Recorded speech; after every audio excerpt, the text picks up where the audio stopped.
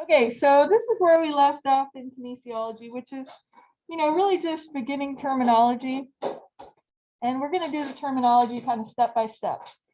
So last Thursday, we just talked about regions of the body, and I just had time to kind of walk through and sort of name them all and ask if you had any questions and talk about, applications.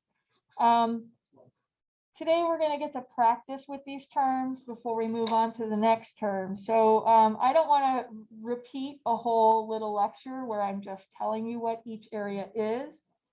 But do you have any questions about any of the names or what any of the areas mean?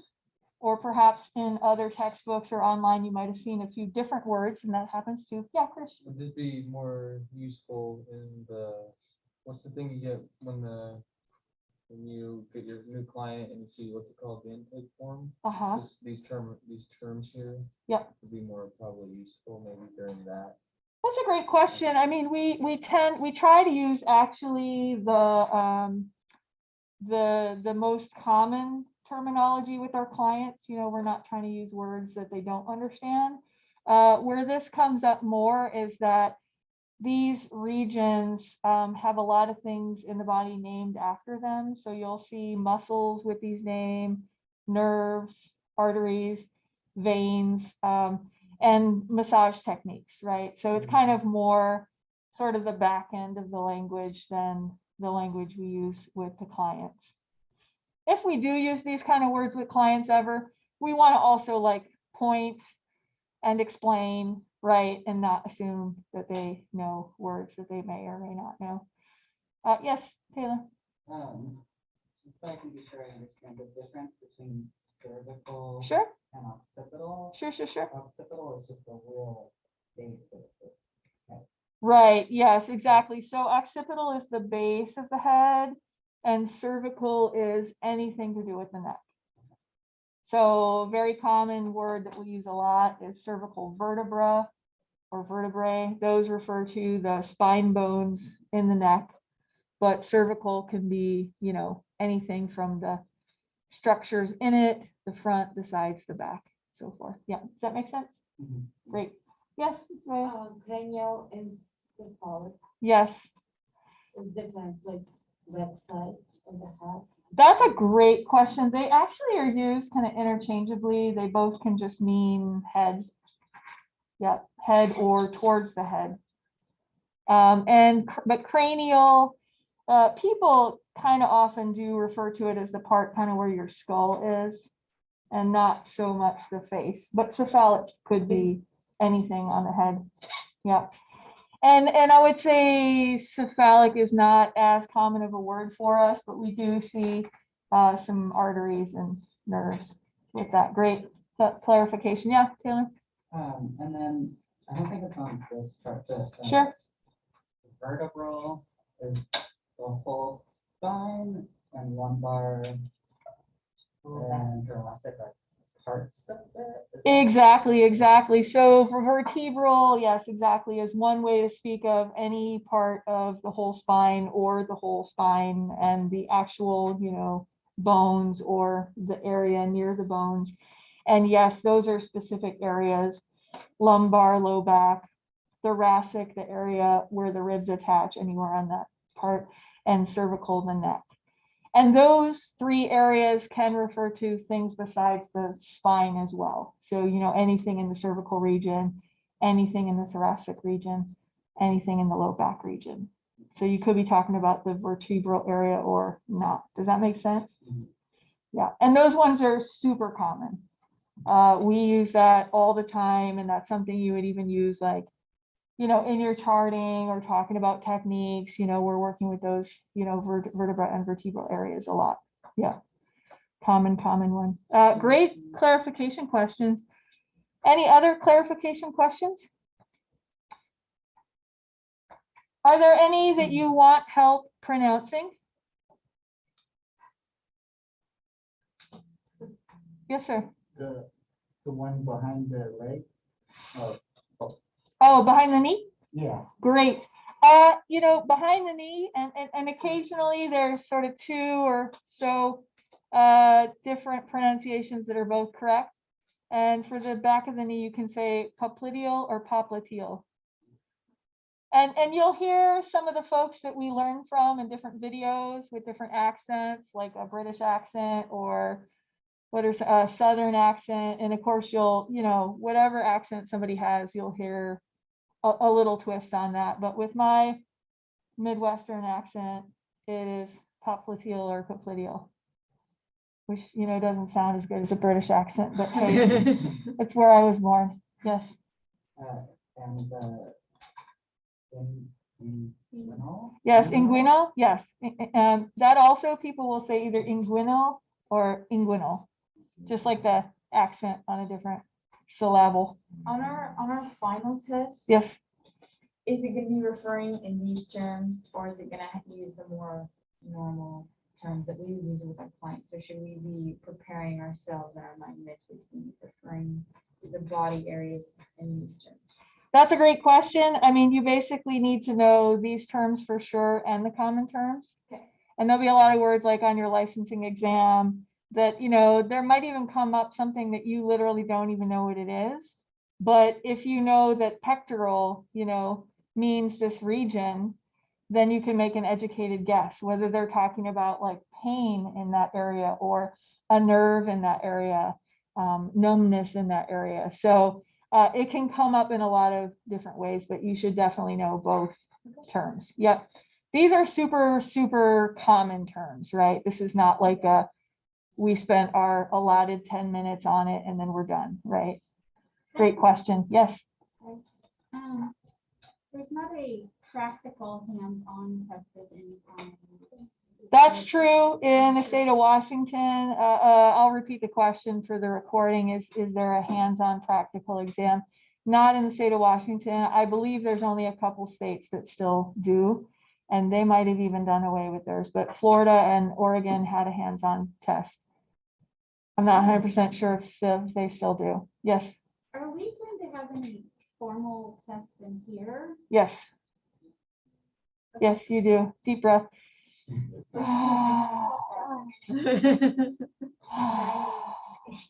I assume, are you asking about the hands-on because you just asked about that? Well, Or tests in hands-on general? Or tests both. Yeah, we do have a hands-on test every quarter. Okay. And we have very clear, a very, very clear objective what you're graded on. We give that to you ahead of time. We study and practice it in class because we're not trying to trick you or make you memorize too much. We're just trying to legitimately make sure you have the proper baseline skills to continue to the next quarter. Because next quarter we do, advanced treatment techniques. And say, for example, somebody missed like way too much school and didn't do the makeup work, they don't have the skills possibly in their hands yet for the palpation of next quarter. So it's sort of a baseline test with very, very clear objectives. We do have written tests every quarter as well in all of the major subjects.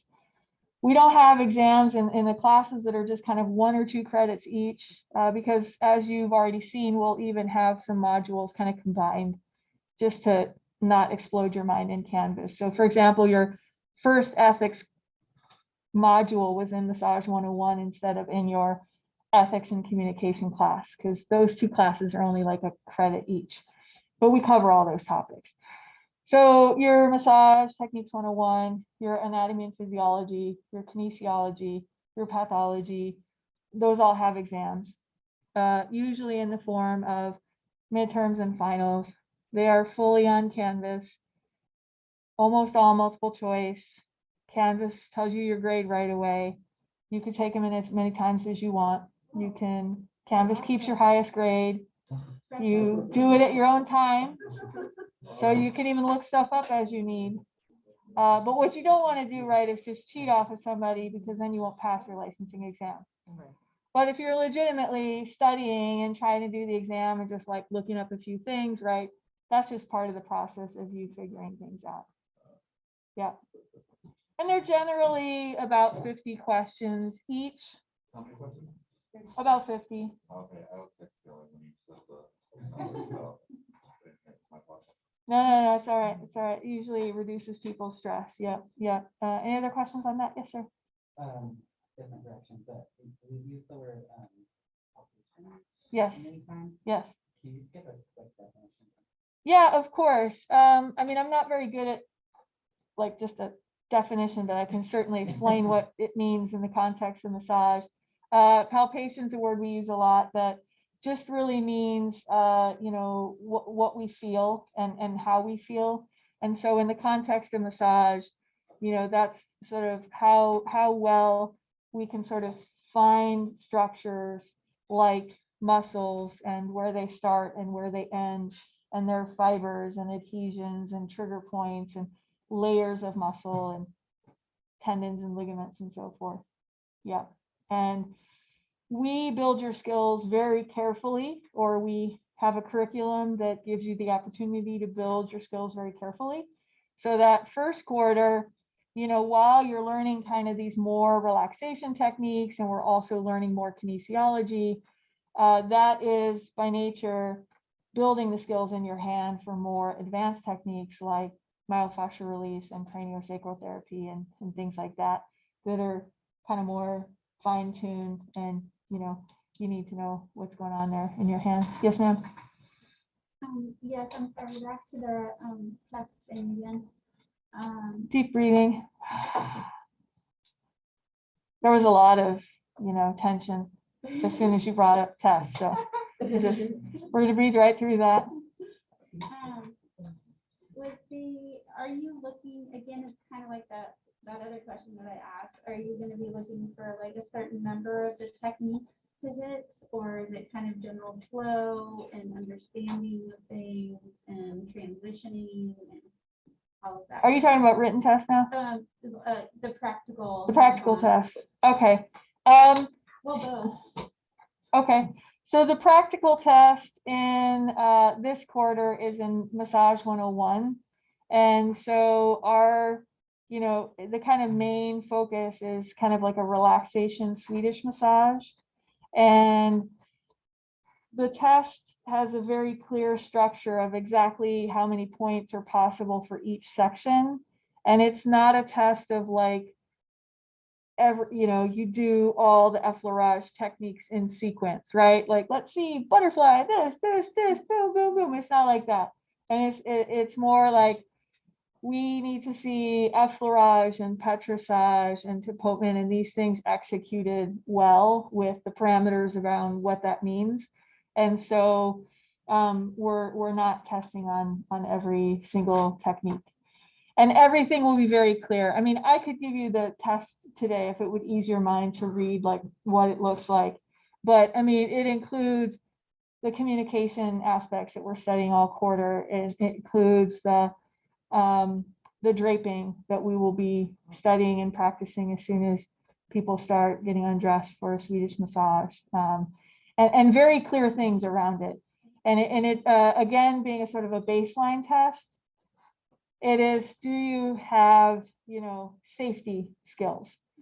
So one of the only ways that you can actually fail the test is if you forget complete sections, like you don't do any petrissage, effleurage, friction, or you do something egregiously dangerous, like you touch somebody's genitals, or you undrape their breasts, or you say something really inappropriate. You can fail the test immediately for things like that, but also you have the opportunity to take the test one more time. So in most cases, if you're coming to class and you just miss a few classes and you do your makeup work and you're right here with us, you're definitely going to have the skills. And so the only way you would fail in a situation like that is if you just got so nervous you really tripped up. And in that case, when you redo the test, you already got the skills there and you'll be fine. But somebody who's just really missed a lot might be making, you know, like a Hail Mary, that's a football reference, you know, like really long throw that you're unlikely to make. And yes, but does that answer your question? Yes, what is petrissage? Petrissage, we're going to learn Swedish massage soon. Okay. Just patience. Future. Patience will be, yeah, we'll be doing Swedish massage right after compression. Yeah, it's a kind of like a kneading dough type technique. It's very circulatory and warms things up. Yes, there's a body mechanics section of the test as well, but most people really ace or do very, very well or get almost 100% on that section because we're not trying to trick people. We have a very clear, we want it to be very fair. We're trying to minimize grading stress. So we grade in the order of the rooms, and it's very clear when we're coming to your room next. And when we're coming to your room, I mean, I don't want to encourage bad body mechanics, but you might have been kind of like going like this, and then you hear that we're coming to your room next, and all of a sudden you're like, yes, I always massage like this, right? So we're not trying to, sneak around and be like, oh, I caught, so-and-so having imperfect body mechanics. It's like very clear when it's your turn, what you're supposed to do. Yeah, this is not like a massage boot camp. Yeah. Anything else on that? You bet. You bet. I hope that alleviated some of your stress. Okay, so are there any questions, other questions on clarifying these terms or pronunciation or how we use them? Cool, cool, cool. All right, so what I'd like us to do now is sort of practice with them. This give you time to work with the terms. I'm going to quickly give the directions and then pause this while you're actually doing it. This is a pretty simple activity just to practice, and you can use your books and the people next to you to help you. You're basically just going to write the terms, and they're down here for spelling help. We don't grade you on spelling, but when you chart, it's good to spell correctly. What I recommend is that you try to do it on your own first with no textbook, and then look up what you're not sure about and discuss with your classmate what you're not sure about. Just so you know, the next step is that we're then going to play Quizlet Live, which is a game where we play on teams and practice these terms.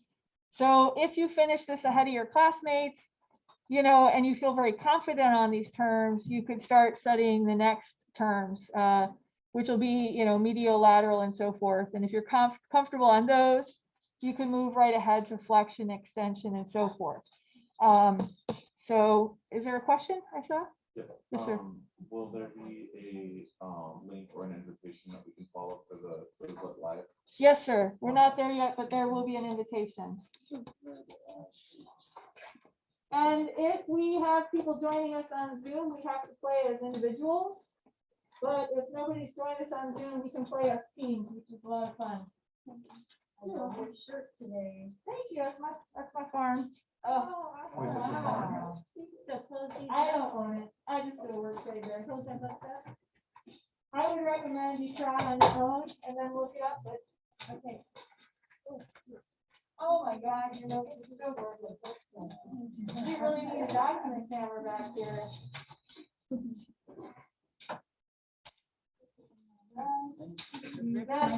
It's not a test, it's just practice. See what's in your mind first before you use your textbook and your classmates. Terms are in the bottom right to help you with spelling and such. Or don't look at them if you want to try with no cues.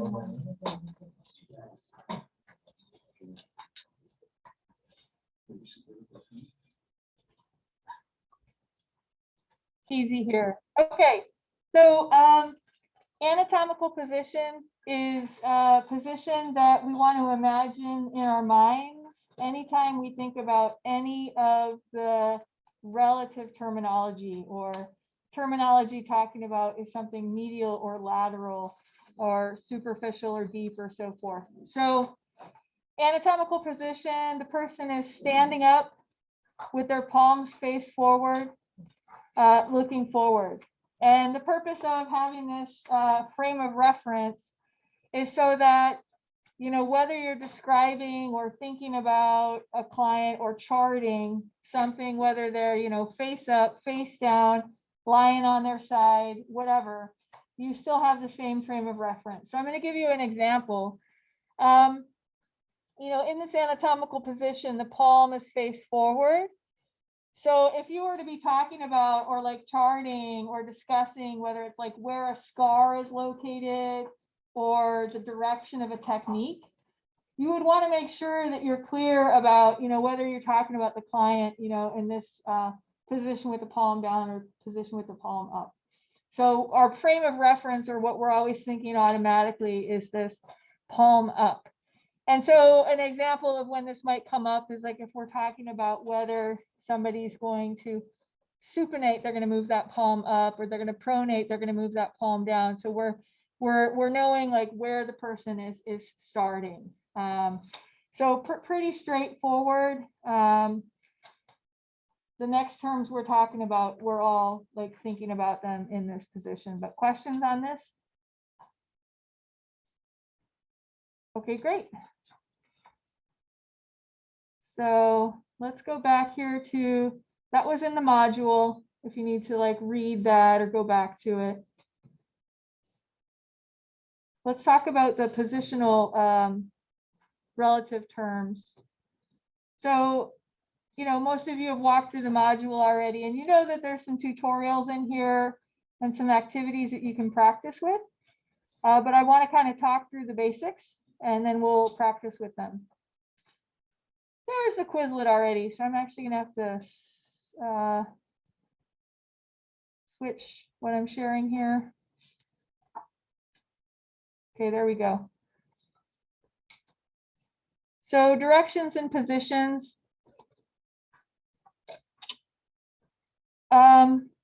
The first one here is whether something is closer to the head or superior, or closer to the feet, inferior.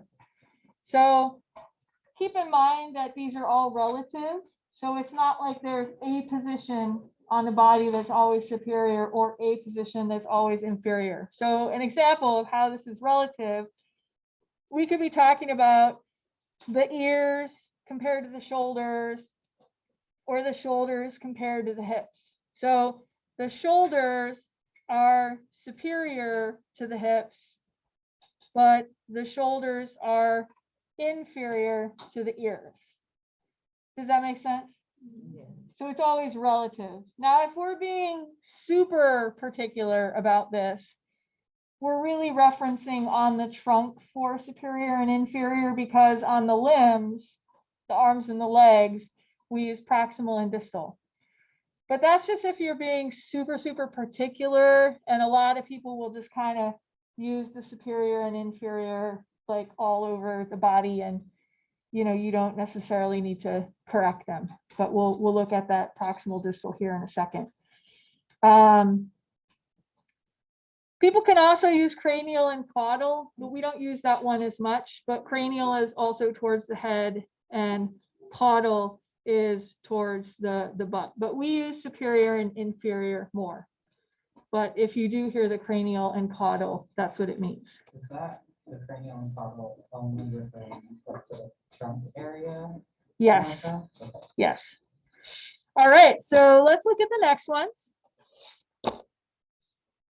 And they take a little practice.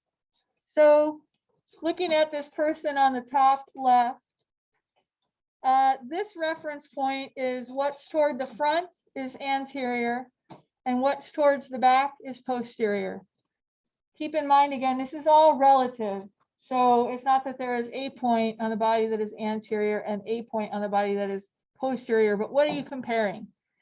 So for example, the ears are posterior to the nose, but the ears are anterior to the occipital region. Does that make sense? Or we could talk about, the sternum here, this breastbone is anterior to the spine. Does that make sense? And so in massage, we might be talking about a technique. I need some water. Good thing it's almost lunch. Pardon me, my throat's just dry. Questions on the anterior posterior? Okay, so Medial and lateral is using the reference compared to an imaginary line in the middle of the body that would be all the way through the body. So whether we're talking about, the front or the back. So we actually call this imaginary line in the middle of the body mid-sagittal, if we're talking about a plane. When we go towards the middle, that's medial. And when we go away from the middle or away from the midline, that's lateral. So the acromial region or top of the shoulders will be lateral to the sternum. And the sternum would be medial to the top of the shoulders. Questions on that one? Pardon me, I'm not sick. My throat is just dry from so much talking. Okay, so proximal and distal is used on the limbs. So it's used on the arms and it's used on the legs. So that would be from the fingertips up to, where the shoulder meets the axial or thoracic area, and on the legs, toes up to hips. So proximal is closer to the point of origin and distal is away from the point of origin.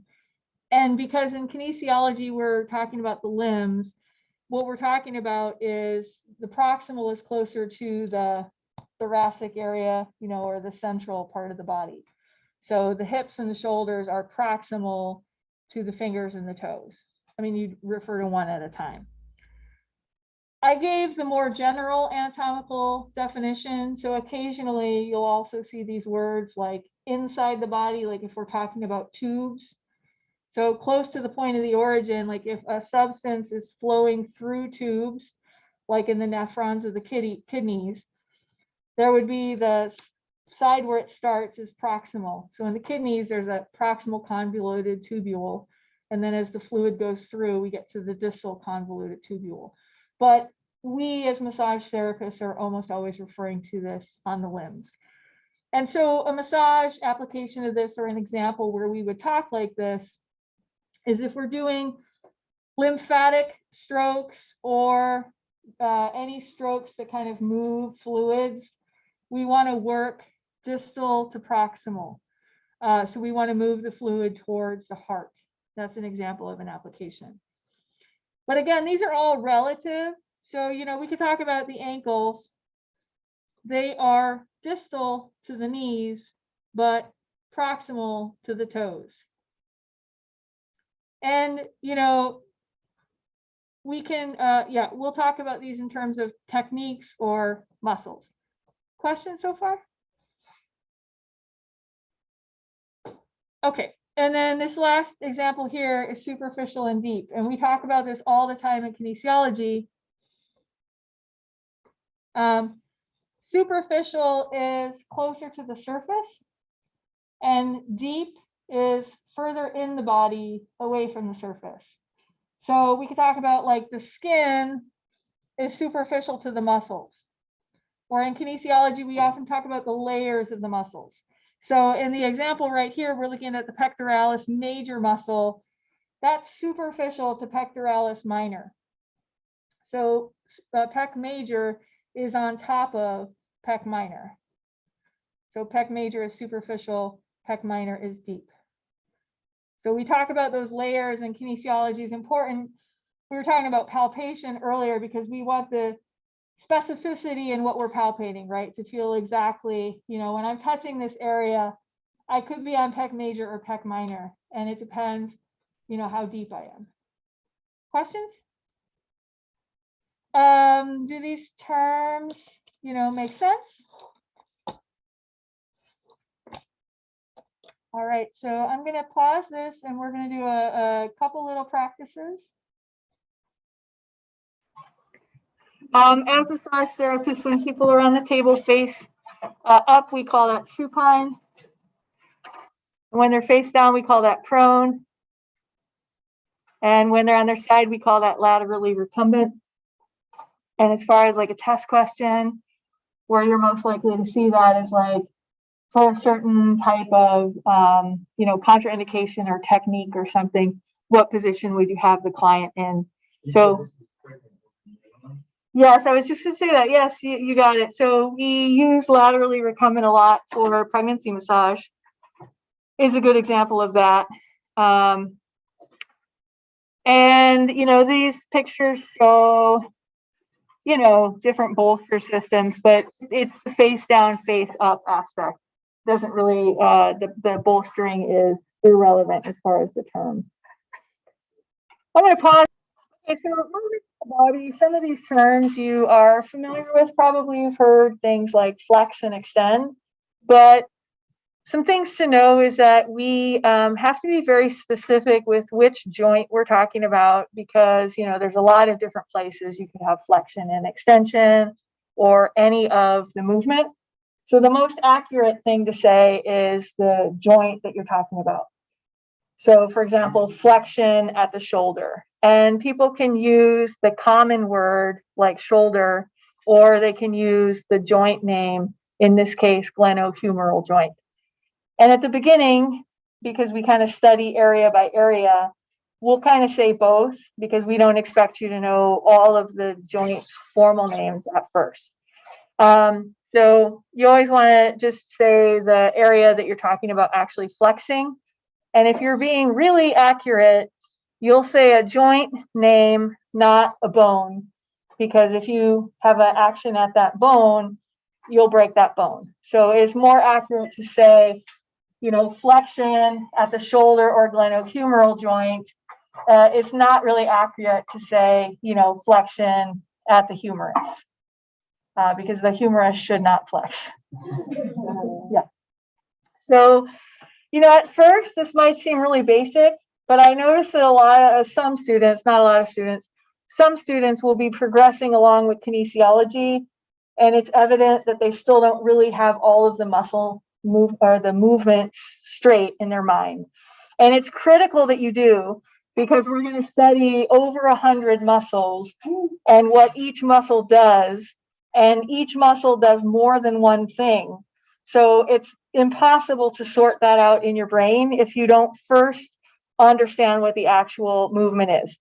So for example, we're starting off with trapezius, which can elevate the shoulder, depress the shoulder, upwardly rotate the shoulder, and all these actions you need to kind of have straight in your mind. There's actually more than that, but that's enough for an example. Questions so far? These are obviously pictures from your textbook. Depends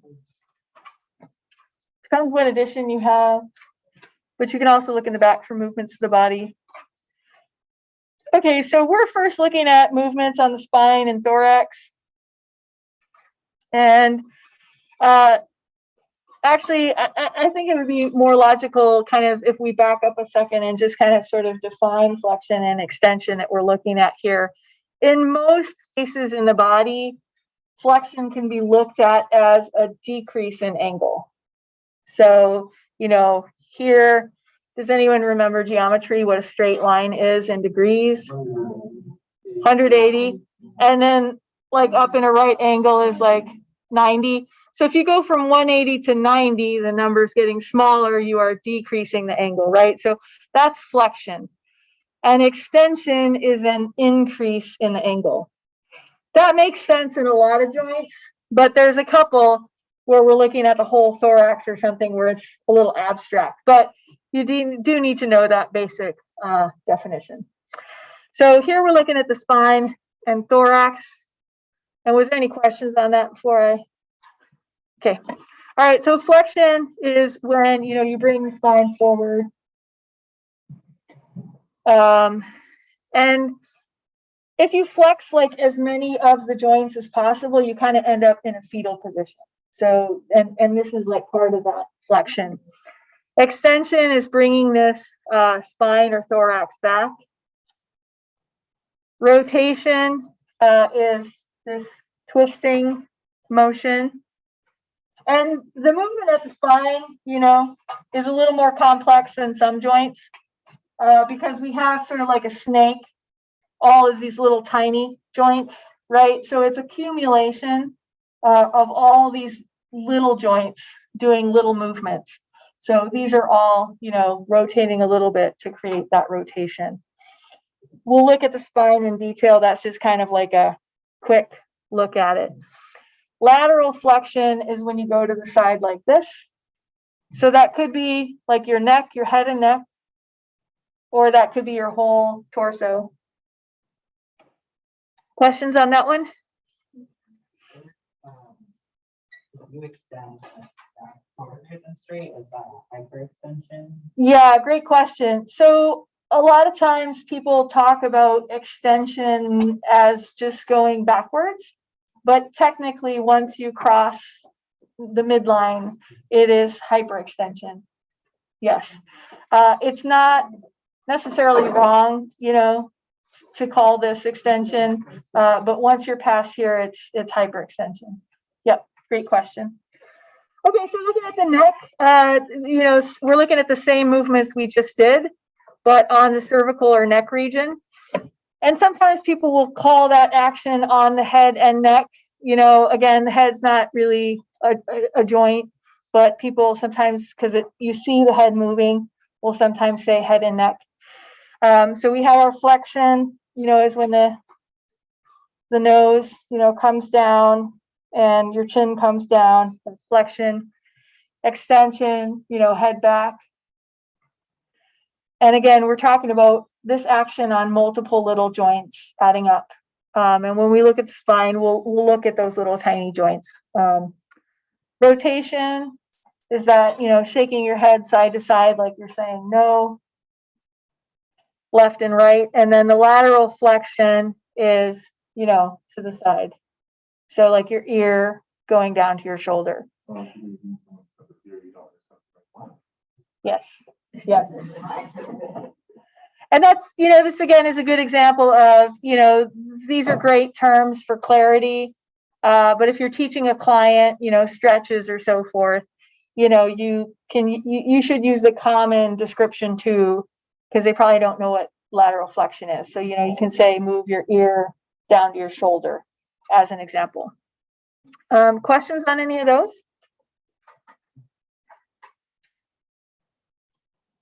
Okay, so, there's little movements at the ribs, and when we breathe in or inhale, there's an elevation. We call that elevation or expansion. This one's actually not used as much.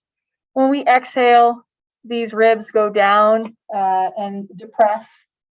Again, that's not as common of a movement to talk about, but when we talk about, what the respiratory muscles are doing. Questions on that one? Do you have a trigger point in your diaphragm? Yeah, you can have a trigger point in any of your muscles, even other tissue. So they can get overused and strained, and yep, all your little respiratory muscles too. All right, so the next area that we're going to zoom in really closely, after this first introduction, is going to be the scapula and the shoulders. And so the scapula is this beautiful bone that we often call the shoulder blade. And the movements here is when this shoulder blade or scapula goes up towards the head, that's elevation. And when it goes down, that's depression. And when it goes closer to the spine towards the midline, that's adduction or adduction, like you're adding it to the middle or spine. And away from the spine is abduction, like if you abduct someone, you take them away. Now, there's two other names that are very common for this one. When it goes towards the midline, it's also called retraction. And when it goes towards the front, it's also called protraction. Those are very commonly used. Questions on those? We'll do the movements together here in a second. Upward and downward rotation can be a little confusing, so you want to make sure you're looking at a point of reference that makes sense. So if we look at this line of the scapula, and we will shortly study the names of all of these things, but the spine of the scapula, this can be pointing like an arrow. And if this side goes up Like if we drilled a nail or a screw in here and the scapula could now spin rather than going up and down. If this spins that direction, that's upward rotation. Yep, just like that movement there. So if you raise your arm over your head, your scapula is upwardly rotating to do that. And if it goes down like this, that's downward rotation. So just really quickly, on the shoulder, which is just this ball and socket joint right here, it's really only limited to 90 degrees. So that's why anytime you get your arm over that is really from the scapula mobilization, and the scapula is now upwardly rotating to do that. And that's great to see you all making those movements. So really quickly, go ahead and do it in your own bodies. This is elevation, depression, retraction, backwards, protraction, forwards, adduction, backwards, abduction, forwards, upward rotation, and downward rotation. Beautiful. Now, you will hear me and almost all massage instructors and kinesiology instructors, when they're using the words abduction and adduction, you'll hear us say abduction or adduction. The word is actually pronounced adduction or abduction, but the reason we say abduction or adduction is because they sound so similar. So it's just a point to clarify what we're trying to say, but it's abduction and adduction. Yes. Is it more common to use those adduction, abduction, or retraction? That's a great question. I would say in the scapular movement, it's more common protraction, retraction, but in the other joints that abduct and adduct, it's more common to say abduction, adduction. In fact, that's the only name for it in the other joints. Yes? Why do they give multiple names to all these things? It's more than one. It depends what the case is, but for a lot of anatomical terminology, one is usually Latin and one is usually Greek. There's also French and scientists' names, but when there's, for example, we're going to look at prefixes and suffixes and roots. And when there's two prefixes and suffixes that mean the same thing, it's usually Latin and Greek. Start a movement. Does abduction and adduction and abduction, do they, does that terminology go for other parts of the body? Just Yes.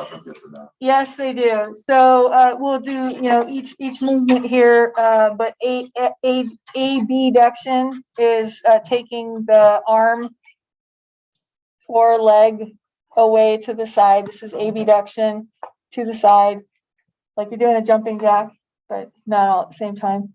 And this is adduction. So the glenohumeral joint can adduct, and the hip acetabular-femoral. That makes sense, because everyone wants that to rotate. Yeah, I mean, those are the most common ones, right? Your fingers can do that as well. But yes. Yeah. No, AD is like to add it, to put it back towards the midline. Yep. So this is adduction, adding to the midline, and this is AB, taking away from the midline. Yeah, and in the case of the shoulder blades, your adduction again is towards this midline, towards the spine, and your abduction is forward, or protraction. And so, this may look like a flat bone, but we'll look at how this is rounded underneath. And it's a really beautiful design. This shoulder blade, you can see the roundedness of these ribs. The shoulder blade can come way up and forward, right? And so a lot of us, when we're using our phones and computers, laptops, whatever, a lot, and also massage, going like this, when we go like this, that's protraction. And so all the muscles that get overtaxed in protraction are getting a big workout. And then our retractors are getting lazy and underworked. So, right here. Yes, sir. So when people get shoulder surgery. Yep. What's going on in there? Yep. Is that the muscle or the bone or there? Yep. Good question. I mean, there's different types of shoulder surgeries, but I would say one of the most common is rotator cuff surgeries. And so some of the muscles, they're little tendons that attach to support around here. They can be torn or partially torn. So cleaning up, fixing up what's going on in there is one common shoulder surgery. There can be total shoulder replacements as well, which are, I love watching orthopedic surgeries. And that's a fascinating one. You know, it looks like just power tools, but really good ones. And like titanium plates and screws and just like take that off, and then put new ones on. So it's screw them in, they don't use them. They are screwing in the two parts that are connecting. Yes. Yes. It is like construction, but with very expensive tools and a very well-paid carpenter. It takes forever to go because the shoulder doesn't get like blood flow, right? And doesn't, like, I've had an injury in the shoulder. Yeah. It took forever for it to recover. So the tendons and ligaments don't get a lot of blood flow. You know, so it depends what structure. It depends what they cut, you know, what they did, when they did it. You know, they're getting really good at orthopedic surgeries now. You'll see this in your patients, even like if they had a knee job a long time ago, and you may have some loved ones, right, where this is true as well. You know, just these gigantic scars, right, which is they cut a whole bunch of structures to do that. A lot of residual scar tissue. They do those same surgeries now, even major ones, with just these little tiny slits and these amazing cameras that go in there, and the healing is a lot faster. The scar tissue is a lot less, right? So Even the lumbar now, like when they do the back surgery, yeah. it's crazy. I know somebody who got a lumbar surgery and she was like out the same day and even up and walking. Yeah, they get so many people up and out right away now. And part of that is that there's a high risk after surgeries for blood clots and things, and the risk is a lot worse the longer you're laying around. And so for most surgeries, best case is you get up as quickly as possible. Of course, they save money that way as well. Yes? This is a unrelated question to that, but so I mentioned yesterday that I was on steroids for 4.5 years. Uh-huh. I dosed, Uh-huh. and it creates like a bison hump on the back of the neck Uh-huh. of the tissues, Uh-huh. so it's really rounded, Uh-huh. and it changed the structure of my back Uh-huh. and my thoracic area as well. And so I have like this hyper, instead of my back being straight, like Yep. it used to be, Mm-hmm. it's like really round. Hyperkyphotic. That's what I was gonna ask you about. Uh-huh. So what did you call it? Hyperkyphotic. So this curve right here is called a kyphotic curve. And we should have curves in our spine, but sometimes they're exaggerated. And that's something, of course, we'll study in more detail, right, when we get to postural analysis and the spine. That happens very, very frequently without steroids as well. It's very common to have a hyperkyphotic curve.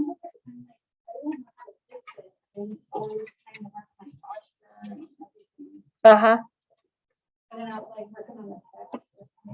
Yeah, I mean, again, it's kind of like a bigger study, right? And we're going to study all the muscles and postural assessment and what to do, but releasing the fascia in the areas that are too short and tight, you know, can be helpful.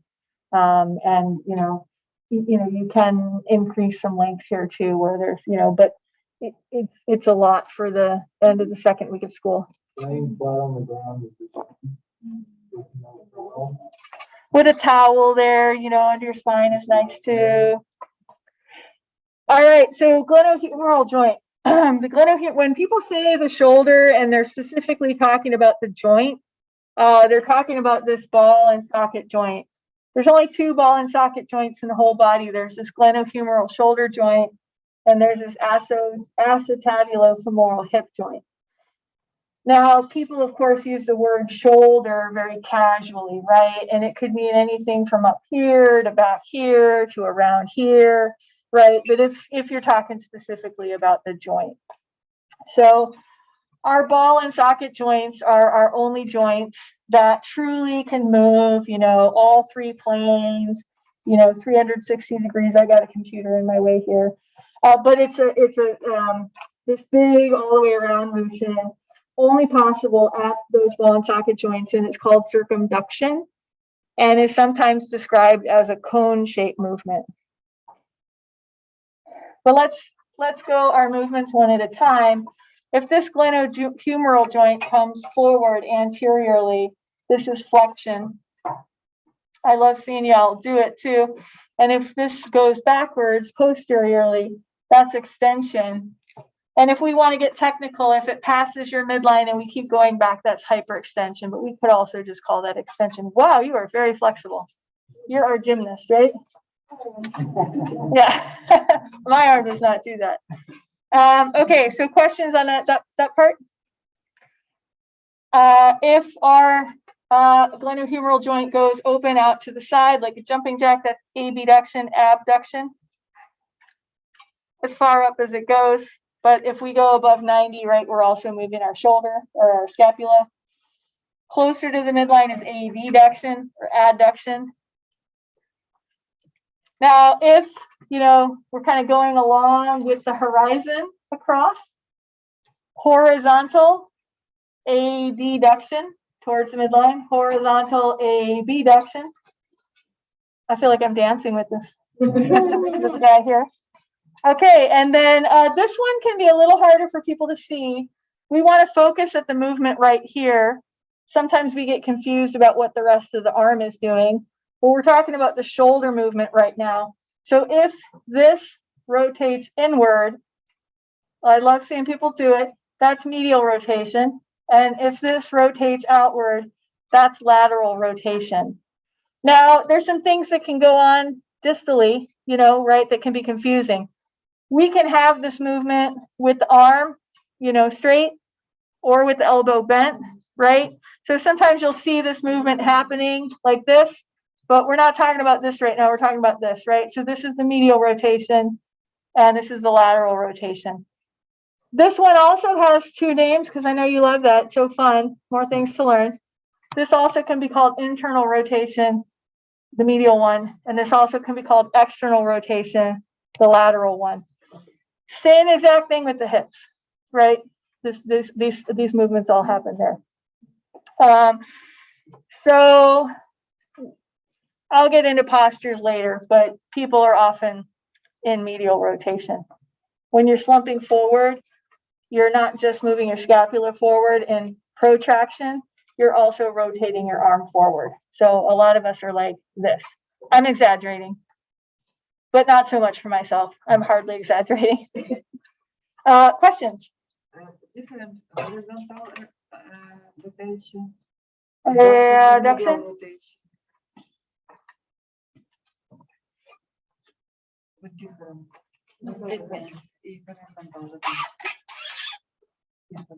It's different joints. Different joints. Different example. Yeah, better rotation with. Yes, it's confusing in the picture, but this one is looking at the medial rotation is at the shoulder, and adduction is like this. So horizontal adduction and medial rotation. This horizontal adduction and then the medial rotation like this. Okay. Oh, sometimes the pictures are confusing, which is part of why I walk you through them all. Questions so far? You're doing great. All right, so now let's look at the elbow. It's very simple because it's what's called a hinge joint. So it can only move in one plane. So it's got more simple movements. When we decrease this angle, that's flexion of the elbow, and extension of the elbow. And this one really shouldn't hyperextend, right? You would dislocate it. This one can, but it shouldn't. Pretty straightforward on that one. Question on flexion, extension of the elbow. Obviously, we combine these movements a lot, right? Very rarely are we just doing one thing, except like an old school gym workout, right? Which is pretty outdated. Now we try to do more functional movements, right? But in real world, like if you're brushing your hair or doing just about anything, you're combining movements. So that can be a little confusing sometimes, but it is helpful to at least state what each joint is doing. So if I was to do something like this, I am, flexing my elbow and flexing my shoulder. And then we usually do even more than that, right? Questions? All right, so the forearm, remember we're starting in anatomical position, which is hand forward, right? Take a look at what these two bones are doing. There's two bones in your forearm, and there's this beautiful little pivot joint at your, on the proximal side of this bone here, which is a radius. So when you flip your thumb over, see how this bone crosses over? So this is pronation. And supination is when you uncross it and the hand is up again. And how a lot of people remember this is you can hold a bowl of soup in supination. Dislocated. Out of my scope of practice, but I just put it back. He's all right. I think you talked about Pronation, supination. pronation come up a lot with feet, Yes. because we just went to Rosen where you get the number one shoes for sure. And he pronates a lot. They have all the cool equipment there Uh-huh. to check that stuff out. I'm gonna do calf raises. Calf raises? $100. Okay. So, Yes, sir. what did you call this? And like this, they pronate. Proximal? So I said that this was the proximal side of the radius. This will be antiproximal? Distal. Proximal is like toward the center, distal is away from the center. So I was looking at this little pivot joint right here. Yep. The proximal proximal radial ulnar joint. Yep, so that refers to the radius and the ulna. I broke my styloid process. What's the clinical term for the elbow? This is the olecranon process. And we're gonna learn all the bones soon. Okay. And then we'll also learn the bony landmarks. So it will happen also in a step-by-step manner, but feel free to ask your questions. All right, we're looking at the wrist now. So we bring it up, we flex it and extend it. Pretty straightforward there. And then the wrist can also, remember we started in anatomical position. So if we go towards the midline, that's a deduction, right? So this a deduction here has another name too. Ulnar for this side is ulnar side, ulnar deviation. And then if we abduct it, we're going away from the midline. So the wrists don't flex it. And this is a radial deviation because we're going towards the radius. Yes, question? The wrists don't flex this way, they just deviate that way. It's called, yeah, it's called an abduction or an adduction or a deviation. It's not called a flexion. It does that movement, but it's not called a flexion. Or abduction or adduction. Two names for the same thing. Little bit by little bit, it's okay. When we talk about the motion, adduction, abduction, our frame of reference, no matter where we're standing, be it the proximal side, we're always going toward the midline. That's like, go, right? That's like our starting base of like adduction, we're going back to go, abduction. Two are from away, two are away from it. Yep, From the midline. yep, exactly. Hang in there. Uh-oh. Now, this is honestly a little confusing with the thumb. And I don't think we need to lose sleep over this one. So we're actually gonna, kind of move on from this. We'll come back to that. It's all No, it will not be. All right, so the mandible is, your jawbone, and we can depress it. When you open your mouth, it's depression. And when you close your mouth and it goes up is elevation. And when it goes forward is protraction. And when it goes backwards is retraction. And when it goes side to side, whatever side it's going to is lateral deviation. So elevation, depression, protraction, retraction, lateral deviation. All right, your pelvis. And again, we go muscle by muscle, area by, oh, sorry a second.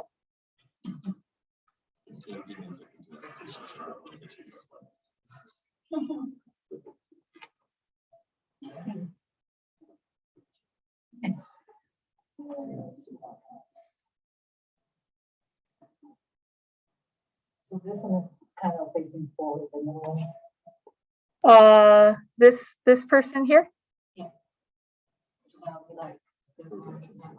Right. Yep. Forward and backward. You got it. Protraction forward, retraction backwards.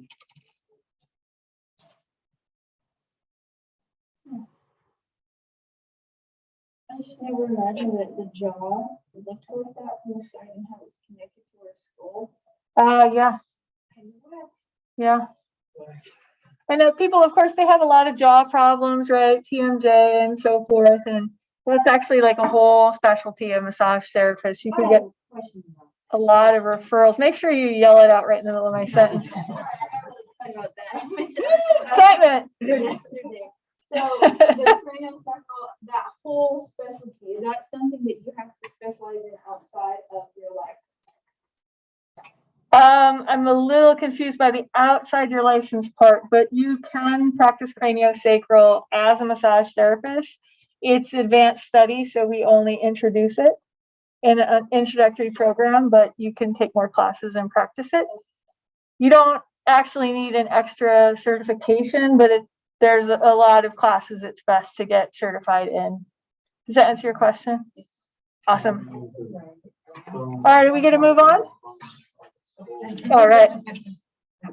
Thanks for stepping up there for your classmates, slowing us down. So the pelvis can move forward this way is anterior pelvic tilt or anterior rotation or anterior tilt. That's very common for it to go forward. So a lot of, especially women, though it could be men as well, this tends to be more anteriorly rotated.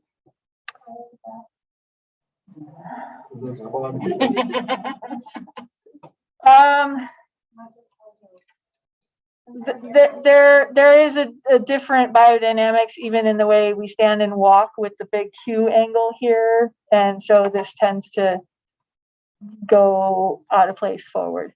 Yes.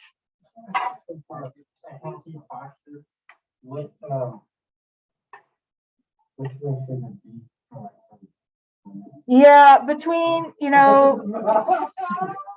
here and here should be 0 to 5 degrees on men, and for women should be 10 to 15 degrees.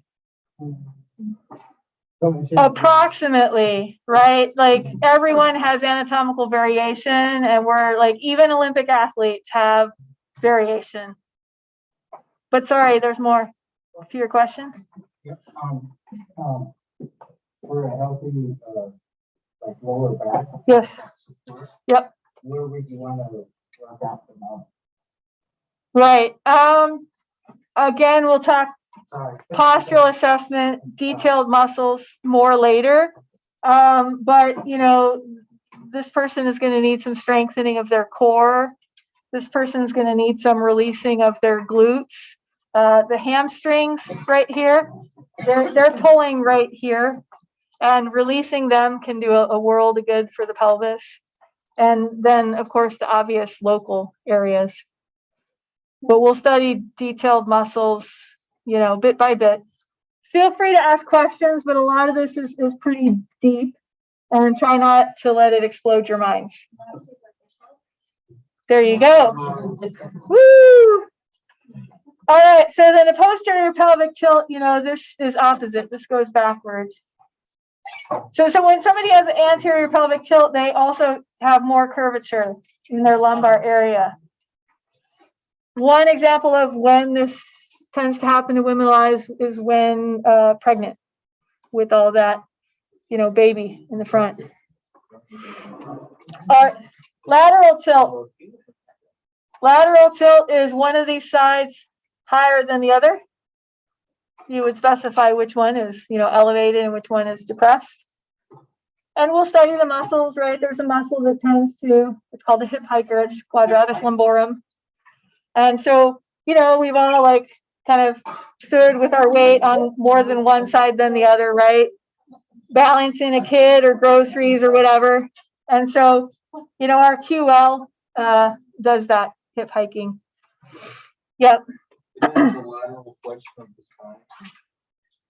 Does it? In this part, in the lumbar area, yes. And then we have other muscles up north that do that. Yeah, it's really beautiful. In the movement. Yeah. These individuals.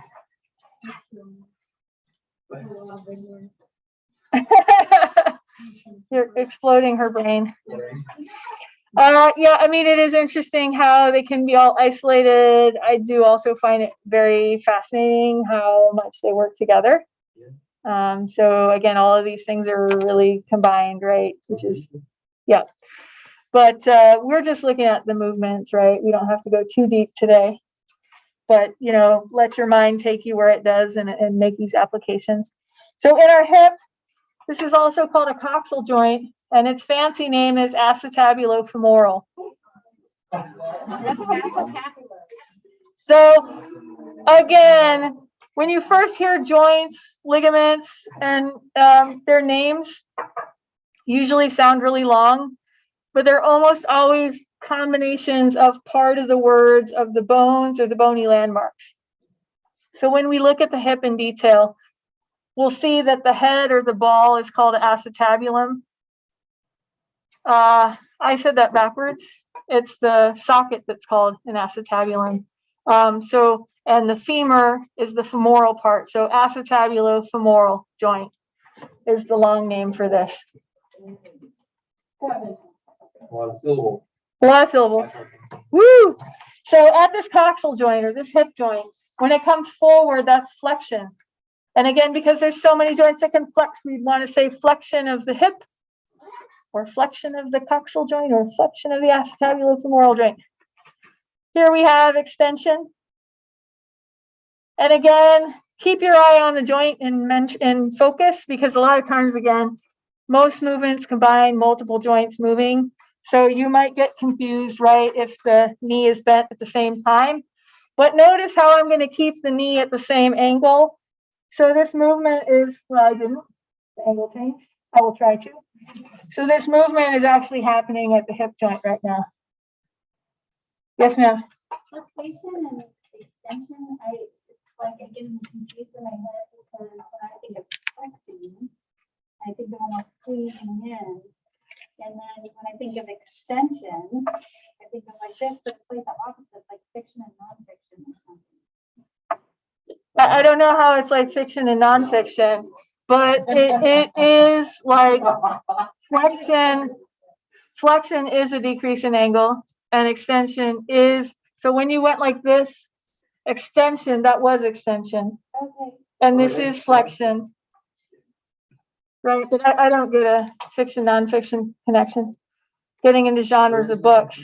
Well, I can explain that one more time. Yeah. No, it's fine.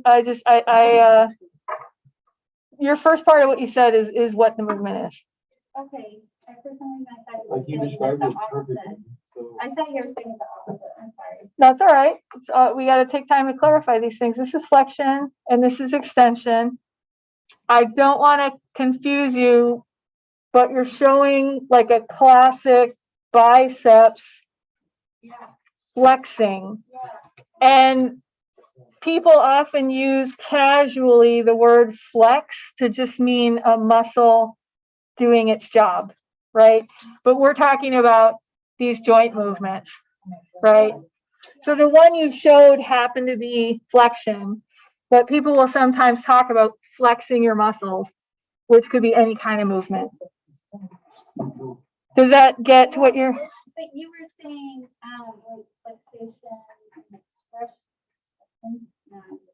Extension. But then you showed extension like coming closer to the body? Adduction. Adduction is closer, abduction is away. I wasn't that. Okay. I'll get it. So in the coxal joint, flexion's forward and extension's back. Yeah, it's when you do extension back closer to the body that confuses me. And because when I think of extension, I think of out. Uh-huh. But you're saying in for extension. I mean, I'm not really saying in, but I see why. Okay.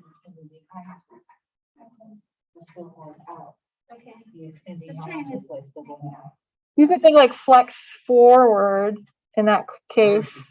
Flexing is like fetal position. So extending. Yeah, but she was bringing it back in saying extension. Adduction. She never said that. That doesn't correlate. Okay, I'm sorry, just go ahead, I'll get it. Okay, that's all right.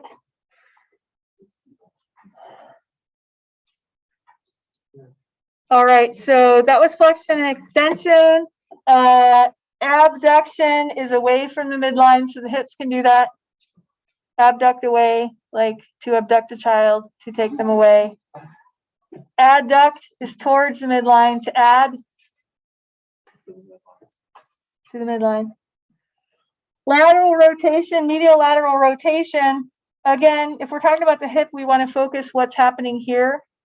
And if there's any other movements distally, like the knee or the ankle or the foot, we don't want to get distracted by what those are doing, right? So if those are straight and we look, this is medial rotation or internal rotation, two names for the same thing.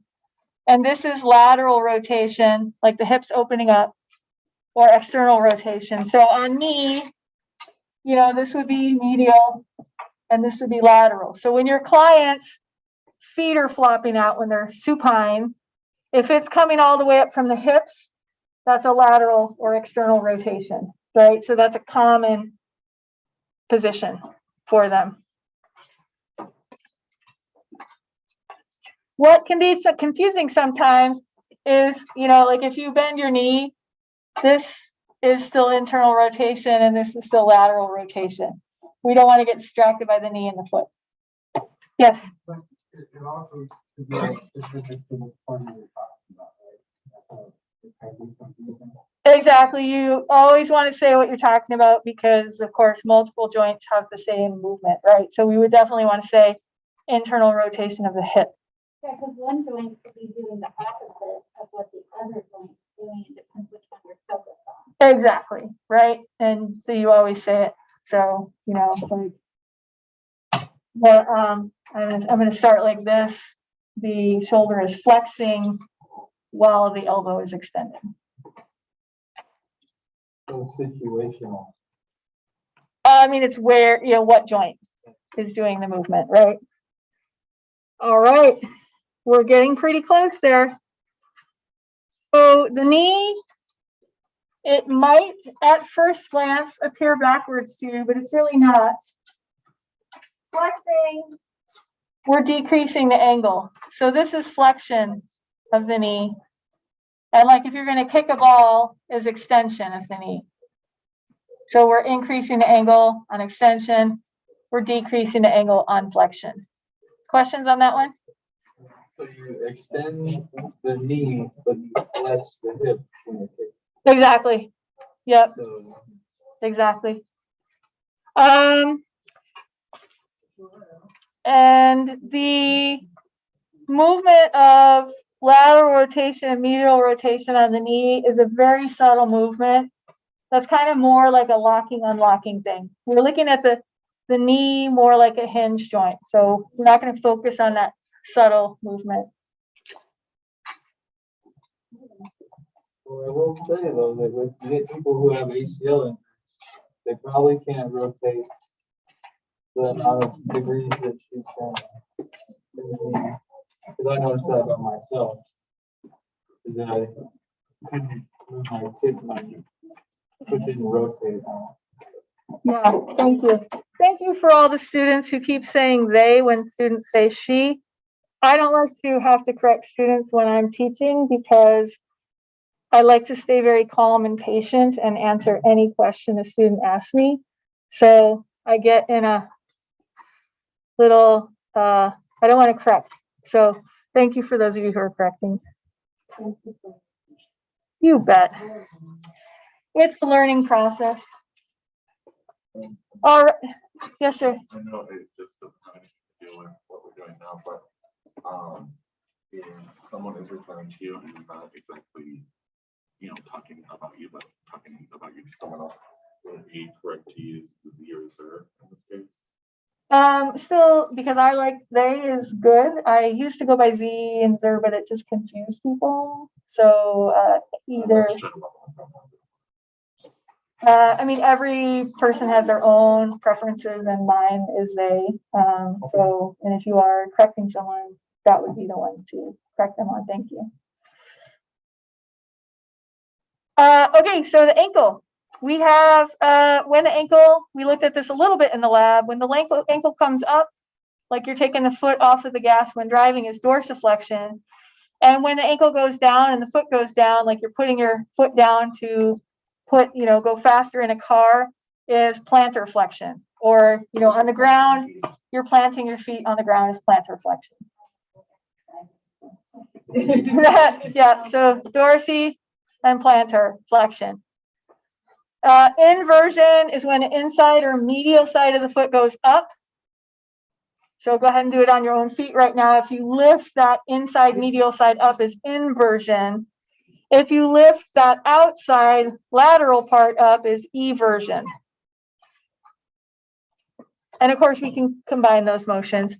And then the toes, just like the fingers, can flex. This model can't flex very well, but going down flexion, going back extension. The fingers can do that too. I didn't catch it that time. Oh. Skelly is not that. Let me pause that. We made it through all of it. So let's start with our shoulders.